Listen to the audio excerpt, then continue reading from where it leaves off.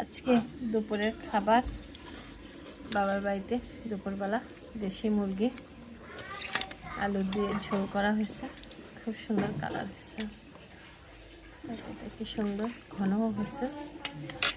সাথে আছে খিচুড়ি, এক গামলা মুগ ডাল দিয়ে খিচুড়ি রান্না করা হয়েছে গরম গরম। সাথে আছে সাদা ভাত, ভাতের সাথে আছে হচ্ছে শিং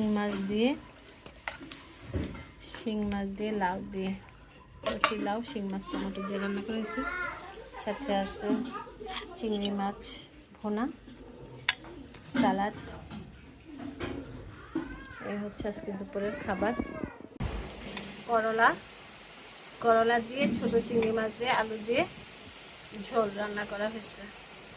সাথে আছে ডাটার তরকারি, ডাটা বড় চিংড়ি দিয়ে আলু দিয়ে মিষ্টি কুমড়া দিয়ে রান্না করা হয়েছে।